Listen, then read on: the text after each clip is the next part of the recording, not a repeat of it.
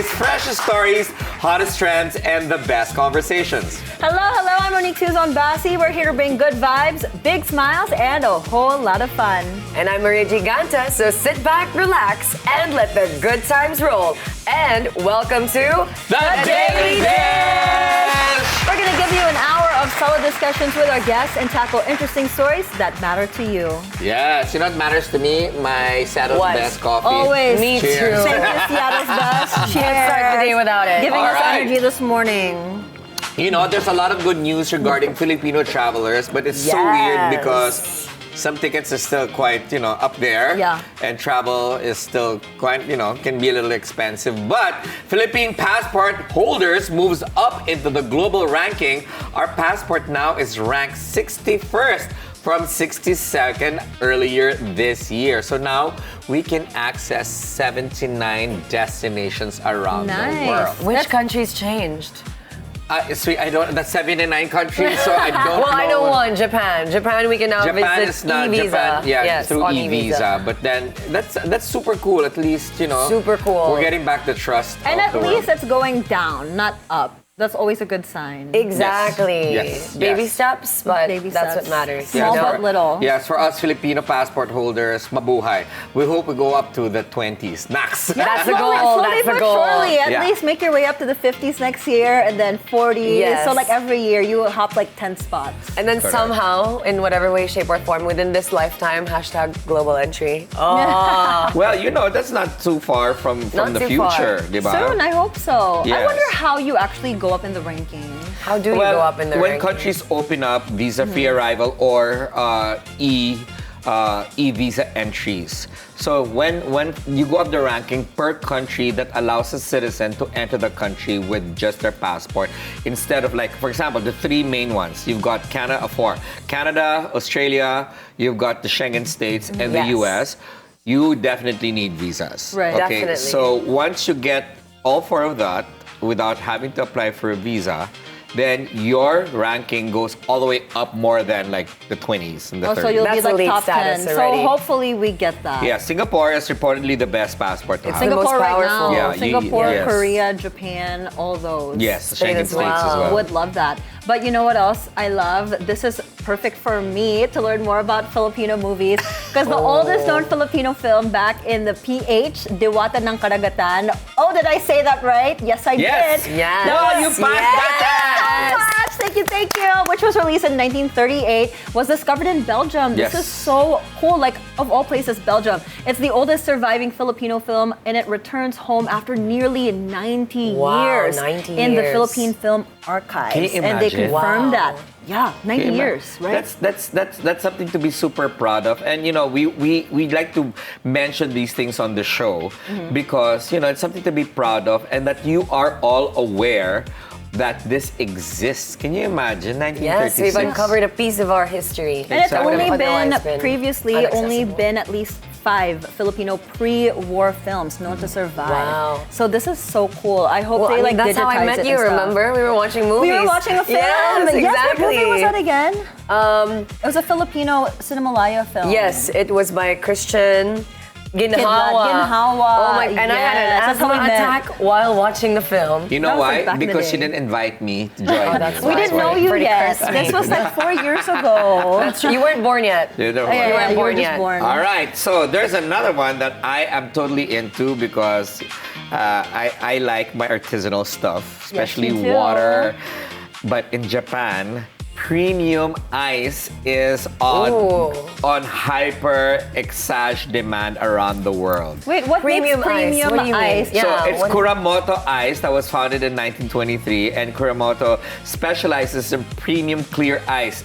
Check this out. So if you've got a cube, Okay. it is a solid block. You won't see any Of the air. crystallization and No everything. air The pockets. crystallization. Crystallization is Yeah, not so there's there. no Wow. air. It's pure. So it's slowly frozen for over 48 hours. Okay, And- so it's slowly made ice. Because Yeah. I was Slowly made thinking that ice. like what water is this? Like, what glacial water is this for it to be does it come from premium? some Alps? Yeah. Right. So okay, it's the slow process. It's so and it melts slowly. So for example, you're in Tokyo and you're having a cocktail. You've got those round, the big balls The in balls.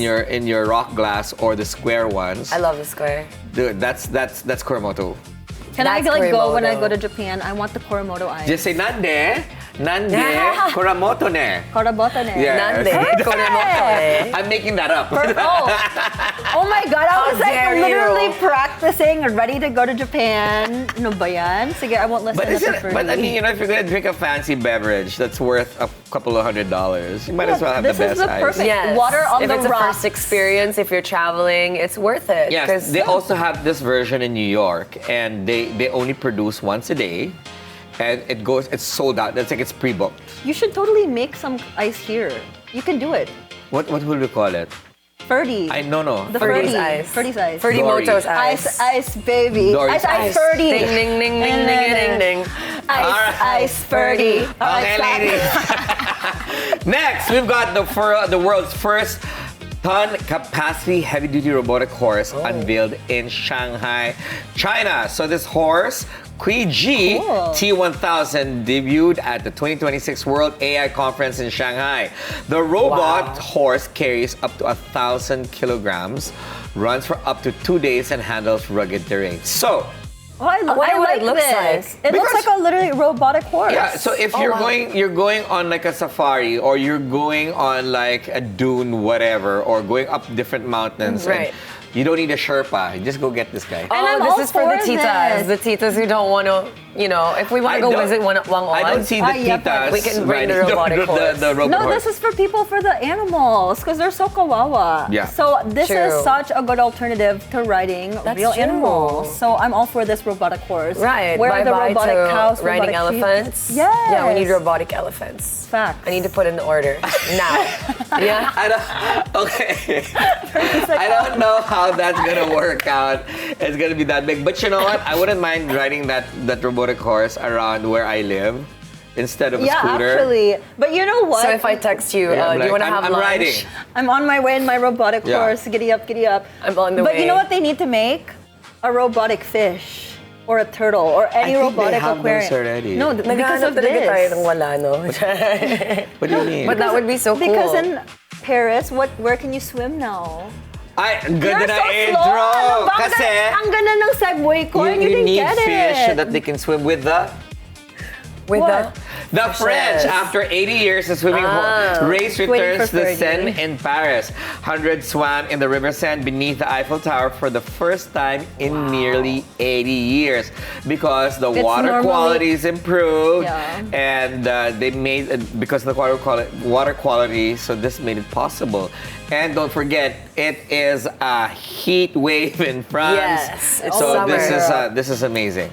I'm glad they cleaned it up because most people are scared of that. When I was there, I was Exactly. like, oh my gosh, I'm gonna turn into a mutant ninja turtle if I swim there. More than that, you'll be turning into 2 mutant ninja turtles. I think the sun needs I just Kuramoto said ice. Ninda. Yeah. All right, guys. So it's an all-art edition for the Daily Dish today. We're sitting down with painter Erikson Arcilla.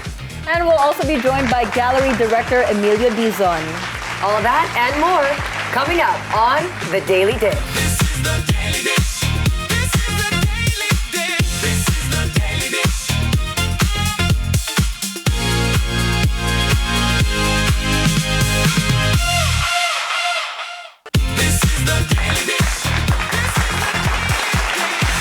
Welcome back to the Daily Dish. The longest wait makes the prettiest flowers exhibit is actually happening right now at the Art Underground in San Juan.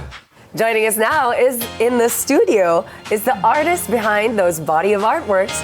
Please welcome Erikson Arcilla. Erikson, thank you so much for being here. Thank you very much for having You may me. be painting flowers, but my beautiful flowers beside me. Absolutely, definitely. So, you know what? We were conversing about, Yeah. how you started and stuff Yeah. like that. And you had told me that you're actually a graduate of human resources. It's human resource management. I went to business. Yeah, so it's pretty far away from painting actually. How funny were you? Wow. And then the shift to art. I mean, Exactly. we have a lot of guests that have, they Yeah. didn't study art, but That's true. shifted. And what was your inspiration by the shift? So when I'm from UST, so I started off in food technology in education in UST, and then I shifted to commerce, business administration. HRM and then food technology. Food technology first, and then naging HR. And then, yeah, so during my HR time, I was a regular student, so I had a lot of free time. So what I did was, I had to go home after school and then wait for like 6 hours and then for the next class. So I needed a hobby. So I went to YouTube, started painting tutorials, Bob Ross, all of that. Really? And that's how I started. Yeah, just really going to National Bookstore, getting whatever supplies, and then painting in my free time. And Wow. That, it blossomed from there. And back then, did you already choose oil, or how did you discover your medium? I chose oil because that was what was available, and that was yun yung on sale at the time. On sale. So yeah, that's what I did. But coming from the University of YouTube, Yeah. you can't learn technique like what I see here in your pieces. That's highly technical. You have Super. to get obsessive with it to a certain point. So it's very expensive to get lessons. So fortunately, it's a University of YouTube. There's a lot of people who are very generous with their techniques. So you just sort of nip through a lot of different advice that you can gather from different artists on YouTube. And that's how you sort of get your own style. So you try to copy one artist, and then that doesn't work out really well, and then you listen to another artist, and you somehow find your stride, and then you start finding your own way na. And when you get to a certain level of expertise, then you can start experimenting and going off on your own. When was that moment when you kind of hit the threshold and cool. realized, okay, I can do this now? So I was following this artist from New York, and I added him on Facebook, and he accepted for some reason. Tapos I was trying to copy his work, wala lang, all that type of stuff. And I posted this painting I finished of mine, and sabi niya, wait, this looks familiar. Sabi ko, whoa, wait. Sabi ko, am I copying this guy too much na? Did you just make a dupe? So I messaged him. Sabi niya, no, it's all good. I'm really happy for you, but I think you have the materials now to start going off on your own. And he was really happy about that. So that was sort of a waking moment na, oh yeah, I can do my own thing. Yes. Yeah. So what do you call your genre? I don't know what to call it. It's really more of, it's just, I would like to paint a reflection of an emotional state. I don't know what genre to call that. It's just, it's contemporary art, but at the same time, it's just a reflection of what I'm feeling at the time. That's really what it is. Right, and in some way, that emotion kind of transfers to the viewer. Yeah. So- well, that is the hope. Yes, what emotion were you feeling when you painted the one behind you? Yeah. When I was painting this, I was feeling a little nostalgic because I'm from Bicol, but I've been staying in Metro Manila since 2009 because of college. And I saw a video of a guy doing bonsai, and I grew up with my dad doing bonsai, and so sabi ko, I need a little throwback, something to put me back. So I remember my tita and my dad having this, you know that orchid that you don't know why it's still alive. It's hanging on by a thread over some small driftwood. I know what you mean. Exactly. I know what you mean. So I took inspiration from that, and I still wanted to be environmental. Environmental is always the recurring theme in most, if not all, of my work. Is it because of where you grew up? It is, because where I grew up, it's an island. Catanduanes is an island. Yeah, right? Yeah, I'm from an island. There's a particular beach there that's getting now completely swallowed up by the sea. Forests are now getting swallowed up by landslides, environmental disasters. So I made a sort of pact with myself that if I am going to paint, especially professionally, that I would somehow, in some way or one way or another, weave that into the conversation. Hence why it's always nature themed, or at least the very core of the subject is always almost nature, always. Did you ever veer away from your nature or environmental trajectory? I did. I think it was my fourth show, or third show rather. The fascination with space travel sort of took over, because everybody wants, at some point, every kid wants to be an astronaut, right? I love that. So there's also quirk Yes, Rare, di ba, a little Maria? bit of quirk. Yeah, I can't fully, dive into the. I love yeah. this. I love this this series that's being projected right now on the screen.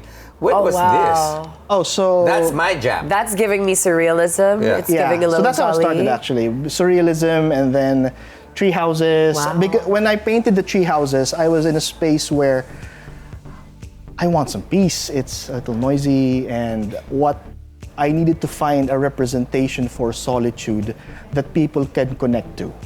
And what better than a tree house when it's your own little fort? You can go up, the world is quiet, it's just your own little world, and you're just there. That's lovely. This is super resonating with me, Maria. Like when I saw on the screen, normally I don't look at the screen, but Yeah. I need those in my life. Well, I mean, social, because that wasn't a tree house, that was a tree barn. That's a tree Yeah, bar. yeah. Of course, it's up your So alley. it's non-traditional tree houses, I guess. It has all the luxury fittings inside, I'm Yeah, assuming. it does. It does. Ano, you have a barn cat inside the tree house. I noticed a book on which one of the trees was, Right. resting. The Little Prince. Is that a special book to you? Yeah, because I love how the little prince is always asking questions. That's him, right? He's Right. very, very curious. Like, what's this? What's that? When do we get here? What? So that level of curiosity is sometimes, I think, lost as we get older. When you That's get true. too focused on your job, when you get too focused on life happening around you, and to nobody's fault. Like, it's very, very challenging. But I think we need to maintain a certain level of wonder and curiosity so that our perspective can always be refreshed, especially in times of need. Okay, at current beautiful. times. Current times. Is this resplendent of your pieces right now? Yeah, because right now, a lot of people feel very bleak sometimes with the outlook of the world. Like there's a Right. war happening, there's a lot of there's inflation, the economy, and everything going on. I wanted people to go home, sit down, look at their walls, and just feel like, oh, this is something nice. This is something that gives me peace. So, and at the same time, if they want a deeper conversation, that's still there. Like they can still ask, oh, why are you painting flowers? Why is this a floating moss ball?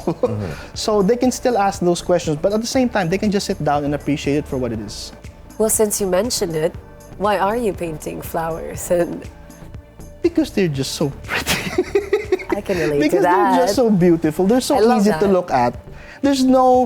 It's not so deep. It's just when you look at the field of flowers, I don't know, it's just so nice. Okay, but with your current exhibit that opened 2 days ago, Yeah. how many pieces are you actually showing? I'm showing 8 pieces. And tell us about them. Okay, so the 8 pieces all circle around the theme that the longest wait makes the prettiest flowers. The title is basically pointing to, if you have patience, something will bloom.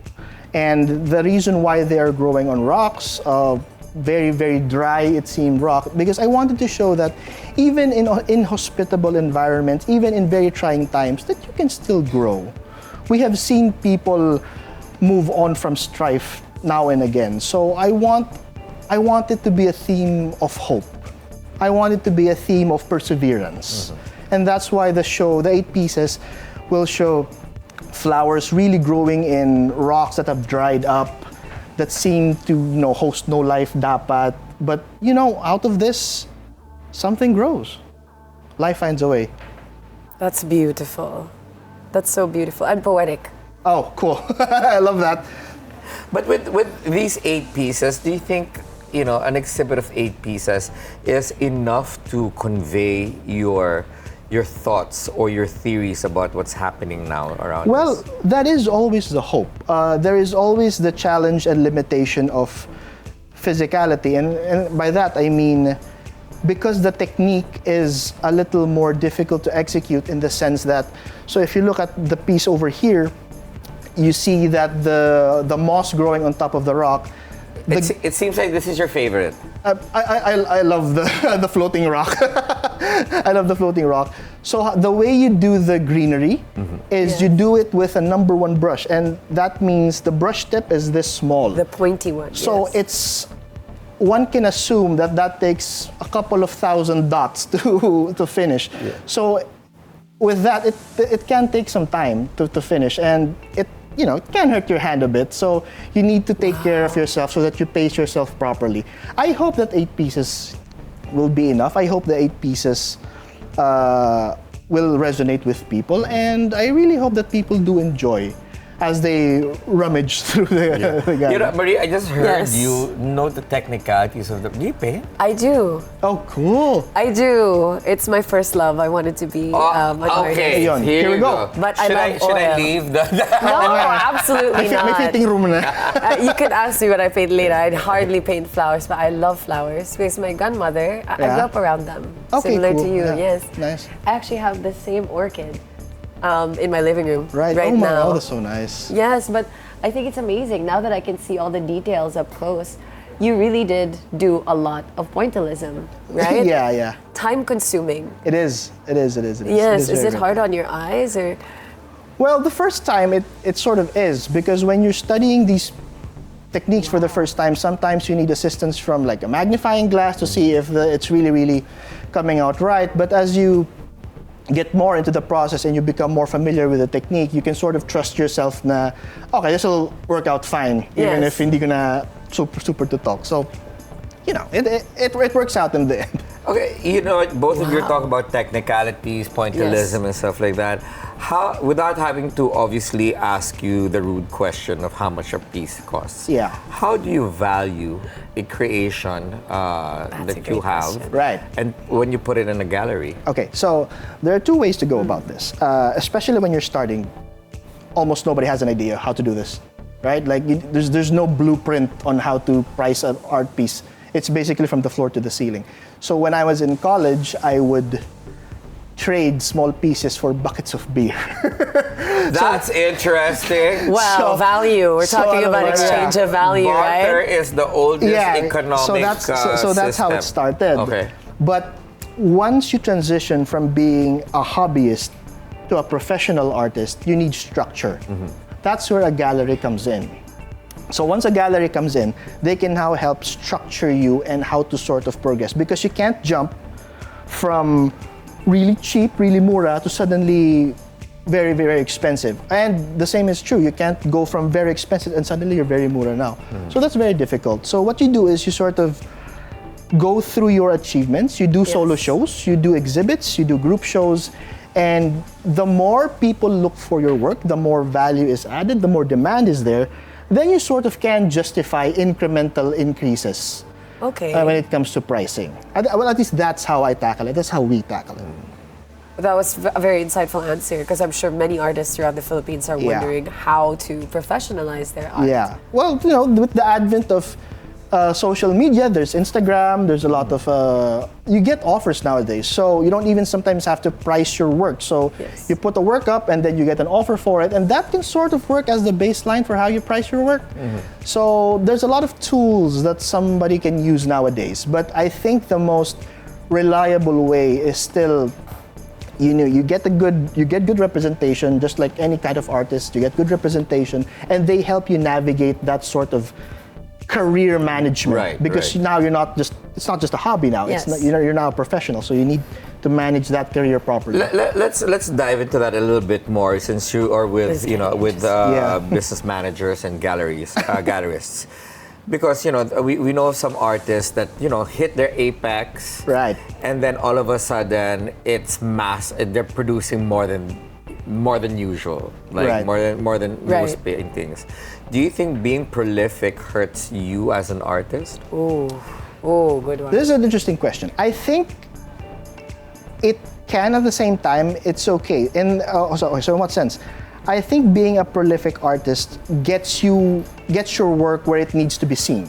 And I think that's a very, very good thing. What happens now when the demand isn't there but you're prolific? Is that the question? Okay, That can be part of it, yes. Okay, so what happens is when you're now prolific but the demand isn't there, creates a sort of black hole that you have to navigate. So I think every type of professional, every type of worker will go through this. There will always be a time where you have to hunker down. There will always there will always be a time where I need to have faith in my work. I need to keep working. It rains every once in a while. The sun will come out. And you just have to push through that. And I think that level of prolificness will always work, because if you ask any artist, especially any starting artist, if they want to be known, of course the answer is yes. You want people to see your work. Yeah. Of course, of course.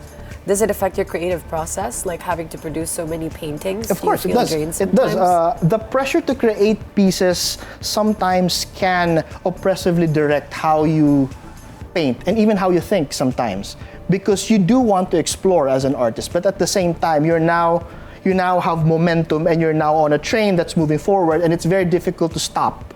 Right. So, especially if you have people who like a certain type of theme now, how do you now navigate away from that? How do you balance that out? So, the trick is to, ideally, you have a sustainable theme that people really like, but at the same time, you allow yourself moments of experimentation. Like, for example, I'll take a month of a year and I'll just paint whatever I want. It's not for selling, it's not for anything else, it's just for me. You have to give yourself some me time. You always give yourself some me time, right, so that you are very, very free to imagine whatever you want. The technicality, how good it is, it doesn't matter. As long as you love it, it's good. Erikson, I'm gonna jump the gun here. Since your exhibit is already ongoing, what's your next theme? Okay, so that's one always in the works. Sometimes, the way inspiration works is, it's very, very scarce. It's very difficult. So, what you want as an artist is a process. So that process, especially when it comes to stuff like this, is expansion. So I started painting these rocks with in Art Fair Philippines, with Art Underground also last February, and it was just rocks and moss. I still wanted the theme of perseverance, but I wanted it to be more gritty. Moss is very gritty, that's why I chose moss. So how do you go from that to the next exhibit? You need to be able to envision adding elements to your pieces until you can't anymore. So the next piece, you'd want something more rooty. Do I add natural wood to this? Do I add driftwood? Do I add whatever sort of thing that will relate to the theme of nature, but at the same time, it doesn't take away from the core of what I want to do, which is to really just put something there that's nice to see, but people have access to a deeper conversation. Yeah, I think the guys from Art Underground are not, they're gonna kill me for like jumping the gun. I know. Inspiration comes in waves. Yes. Inspiration comes in waves. So we don't know what comes next, but something will come next. That's beautiful. Well, thank you, Erikson, for joining us today. Thank you. Yes, please invite your viewers to Over here, the exhibit. Thank you. Yeah. I invited their exhibit to come and see your first exhibit. Okay, so the exhibit is currently ongoing now at Art Underground Manila in Mabini 180 in San Juan. Thank you very much. Great. Thank you Please drop so by. much. Yes, and of course, over here at the Daily Dish, stay tuned. We'll be right back. Thank you.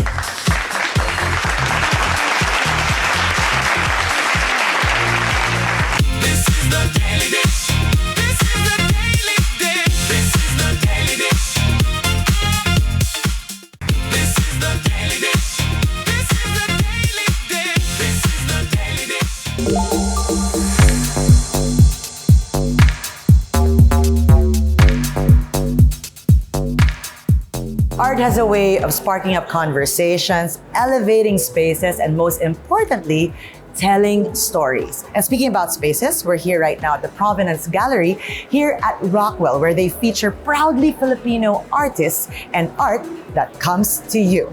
Come, let's see.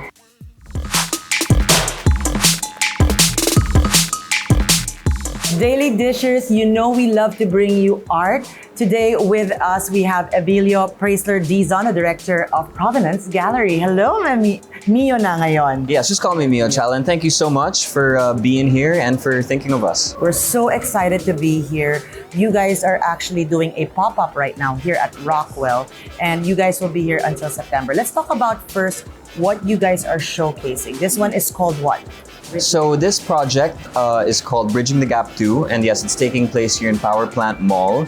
From June until the end of September, we will be here with a rotating exhibition series where we'll be featuring about 80 contemporary artists up until the end of September. So we keep things dynamic and fresh, and we want to guarantee that whenever people come and visit, that they see something new. Okay, from the very beginning, we've known Provenance Gallery throughout the years, but what makes this one extra special? Well, what makes this extra special is that with our lineup of about 80 contemporary artists, we show a great and varied range of artists. We have the young and up-and-coming artists, we have the mid-career artists, and the more senior and established ones. So we really have everything for everyone. We don't want to waste people's time when they visit. They get the most out of their visit when they come here. Okay, as the director, of course, of Provenance Gallery, you've seen people, different walks of life, different artists come in as well and showcase. How would you say people are nowadays towards art? Because there used to be a sense of, how do I say this? More of art is just for a certain type of people. But now, more nowadays, a lot of people are connecting with art.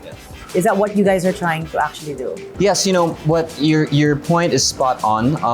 What we really appreciate is how people are finding art to be more approachable now, and it's particularly why we wanted to position ourselves here in Rockwell, where instead of people having to visit just an art gallery, we want to bring the art gallery to them. And what better place than in Rockwell? Let's talk about that. Being an art gallery in malls. Decades ago, when you say art and art gallery, it has to be in very special expositions, very special nights and events. Of course, you guys still have that. You carry a lot of big names as well, not just emerging artists. But what is it about being in a mall that makes it easier for people to connect with? Yes. Well, to your point, art for many, many years has been known as quite intimidating for a lot of people, including myself when I first started, no? You'd think that it's meant for people with very deep pockets, MBAs, and everything's all white walls and everything, but what we want to do here is make art approachable. I'm here in Rockwell every day. I want to meet our artists and our clients firsthand, to make the experience more personal for them. And I think at the end of the day, when you're able to connect with people on that way, you get a sense of what they really like, what they really connect with. And I love this because that means you could actually have a meal with your family, maybe do some errands, and then at the end of the day, appreciate and get to purchase art as well. Yes. Pwede rin, di ba? Yes, exactly. And and more importantly for the artists, we get to amplify their voices by being here in the mall, right? With such a wide audience here. And at the end of the day, something that we put great importance on is growing the collector base of these artists to help them sustain their careers. Because if more people know their art, more people will follow them, more people will hopefully collect their works as well, and that really helps the artist. So we want to put these works of these artists in front of a fresh set and a wide set of eyes. Okay, I love that you mentioned artists because at the Daily Dish, we love showcasing Filipino talent, Filipino skills wherever they are around the world. How are you guys able to pick and curate? What is the definition for Provenance Gallery for the artist to be here? So when I came in a few years ago, I was very lucky that my parents, Raul and Joanna, had set a very strong foundation. They established many great relationships with a number of very talented artists. So when I came in, it was just a matter of addition. To put it simply, we want to exhibit artists whose works that we genuinely like. Artists, who have a good reputation in the art scene, of course. And, we have such a great relationships with many of our artists that a lot of them even recommend, fellow artists to us that they think might match our DNA. So we always take a close look at that. We always study that. And so yes, to put it simply, we want to exhibit works that we like and that we believe can connect with our audience. Mio, you mentioned your parents, Raul and Joanna, of course, beloved, beautiful people. How is it coming into this business, having them as parents? So we're going into you now. Yes, of course. Well, I grew up with my parents being very intentional about guiding me and mentoring me. So coming in and, working with them in the gallery felt like a very natural fit.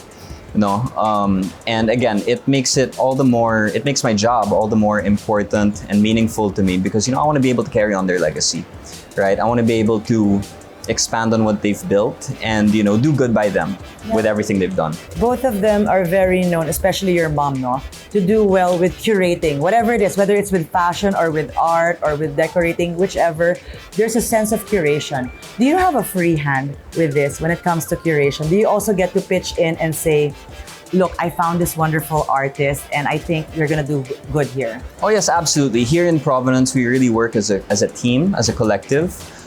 We all have a say, and of course, we all have to agree on it, no? But yes, again, as I said earlier, when I came in, it was a matter of addition, and growing up with my parents, with their tutelage and their guidance, my eye was really trained by them when it came to art. My parents have been collecting art for about 30 years now. So I grew up around art and had similar tastes that they had.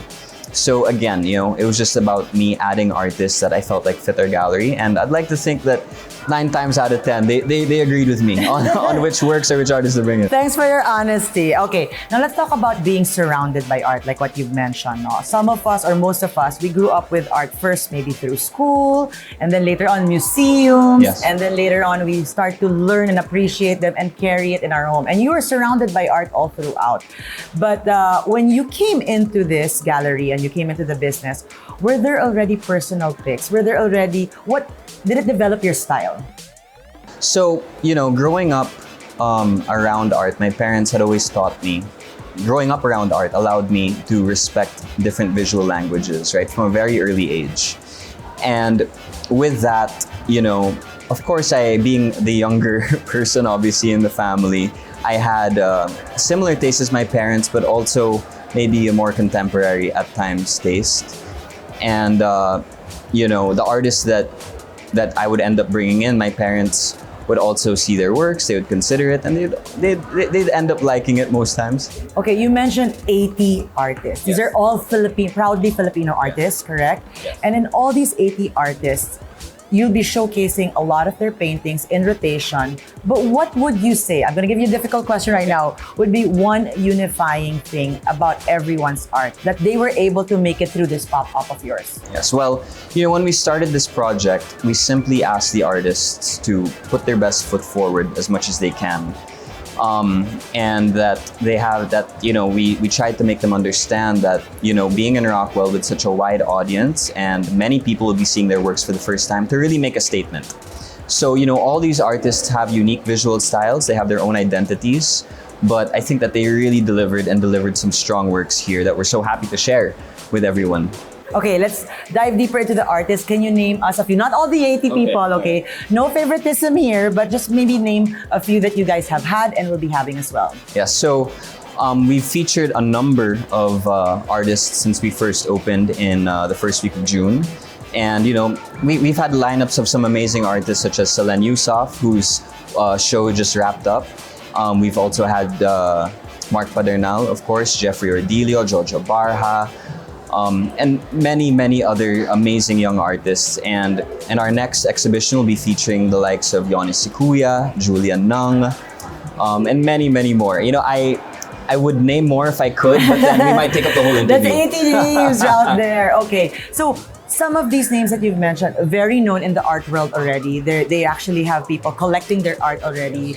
But then there's also those emerging ones. For those emerging ones, I'm sure you guys really want to highlight them and to be able to connect them to the right audience. How are you able to choose from a lot of the emerging artists here in the Philippines? Yeah, so there are so many amazing young talents out there right now, and what I've observed in the art scene is that people are really learning to appreciate and support these younger artists. As far as how we select them, again, going back to my statement earlier, it's really seeing which works that we connect with, that we're drawn to, that we believe our audience would really like.